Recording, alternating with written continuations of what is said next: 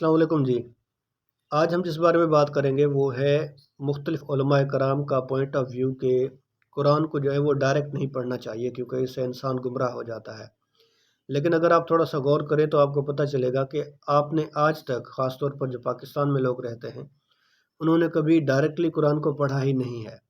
उसकी वजह क्या है? उसकी वजह ये है कि हमारे हाथ में या तो जो कुरान मौजूद है उसका हम देवबंदियों का तर्जमा किया हुआ पढ़ते हैं, या अहले हदीस का, या अहले सुन्नत का, या किसी और फ़िरके का। और आपने अगर नोट किया हो तो जहाँ पर कोई चीज़ वाज़े नहीं की गई होती अल्लाह की तरफ से, तो वहाँ पर ये ब्रैकेट में अपनी तरफ से जो उसका उनका एनालिसिस होता है वो उसके अंदर दरमियान में डाल देते हैं, जो कि फिर इंसान को एक ख़ास आइडियोलॉजी और एक ख़ास मकतबा फ़िक्र या किसी ख़ास फ़िरके के एक जो आइडियोलॉजी और सोच होता है उसकी तरफ लेकर जा रहा होता है। लेकिन अगर आप डायरेक्टली कुरान के असल मतलूब और उसकी असल लैंग्वेज में उसको पढ़ेंगे तो तब आपको इस तरह के ब्रैकेट्स में कोई चीज़ें नज़र नहीं आएंगी। जो बात होगी वो अल्लाह ताला ने स्ट्रेट फॉरवर्ड आपसे की होगी। अब दूसरी चीज़ कि डायरेक्ट कुरान पढ़ने से इंसान गुमराह होता है या नहीं होता।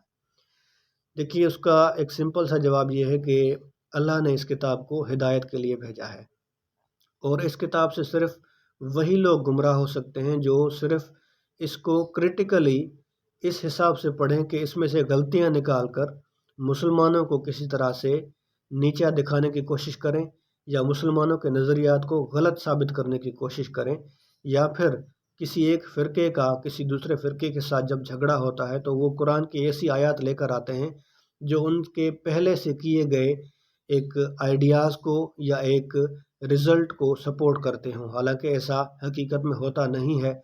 कुरान बहुत वाज़ेह और दो टोक बात करता है। वो किसी एक ख़ास फ़िरके की हिमायत नहीं करता, वो सिर्फ़ एक चीज़ की हिमायत करता है, और वो है कि अल्लाह ताला एक है, उसका कोई शरीक नहीं है।